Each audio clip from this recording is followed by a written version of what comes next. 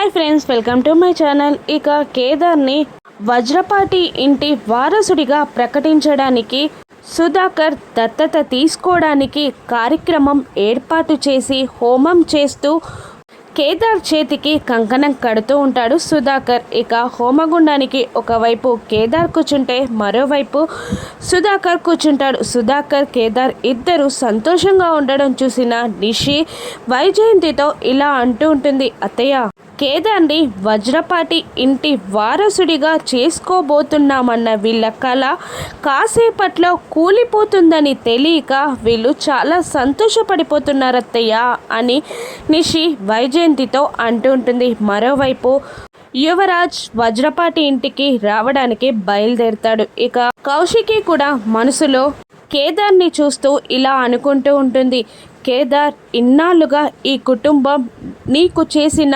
అన్యాయానికి ఇలానైనా కాస్త ప్రాయశ్చిత్తం చేసుకున్నట్టు అనిపిస్తుంది నాకు అని మనసులో అనుకుంటూ కేదార్ని సుధాకర్ దత్తత తీసుకుంటున్నందుకు చాలా సంతోషపడుతూ ఉంటుంది. ఇక పంతులు గారు వైజయంతిని, అమ్మ నువ్వు కూడా కూర్చో అని అనగానే జగదాత్రి, అత్తయ్య కూర్చోండి అంటూ బలవంతంగా సుధాకర్ పక్కన పీటల మీద కూర్చోబెడుతుంది. ఇక వాళ్ళ ముగ్గురికి దండలు వేసి పంతులు గారు హోమాన్ని స్టార్ట్ చేస్తారు. కేదార్, సుధాకర్ ఇద్దరు పంతులు గారి మంత్రాలకి అనువుగా నెయ్యి వేస్తూ ఉంటారు. మరోవైపు నిషి ఆందోళనగా గేట్ వైపే చూస్తూ ఉంటుంది. నిషిని గమనిస్తున్న దాత్రి నిషి కంగారు భయం చూస్తుంటే ఖచ్చితంగా యువరాజ్ ఇంటికి రాబోతున్నాడు అని అర్థమవుతుంది. ఇక ఈరోజు యువరాజ్ని పట్టుకోవాలి, అలాగే ఈ దత్తత కార్యక్రమాన్ని కూడా జరిపించాలి